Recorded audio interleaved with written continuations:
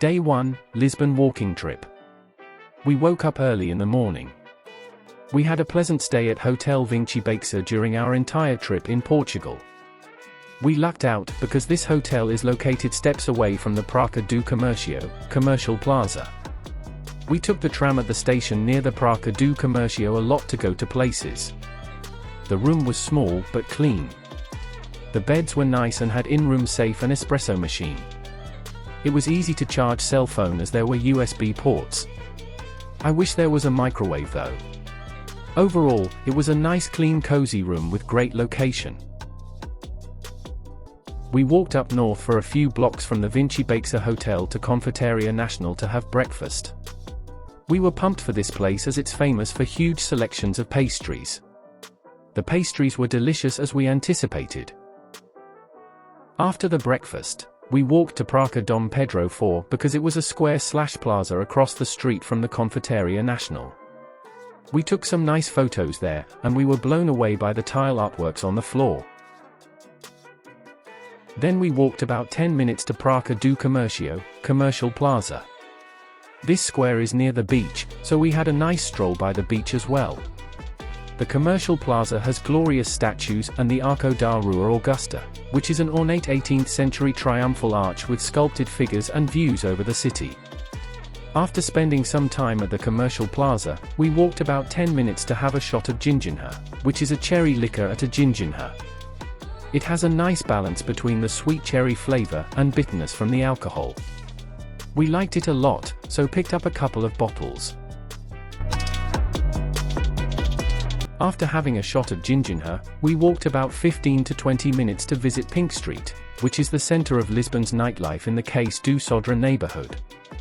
Since we visited during the day, places were mostly closed, and it was pretty small. Perhaps it would have been much more fun place to visit if we visited during the night.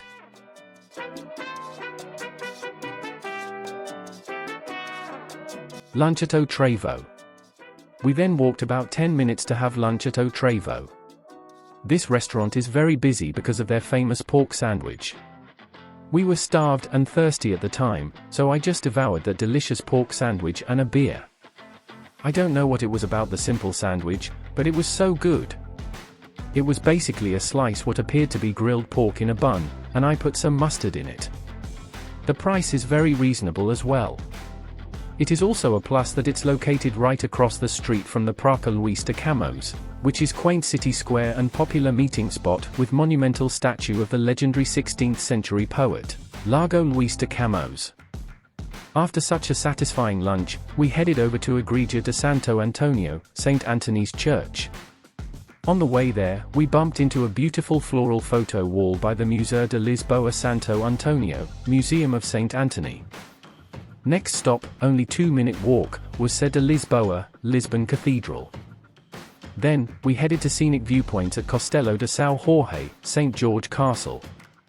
The view from the castle was breathtaking. There are a lot of stairs and different viewpoints around the castle. You will be able to take some nice photos from the viewpoints and will have fun stair climbing. It was a great cardio workout. There are several peacocks which live on the grounds of the castle as well.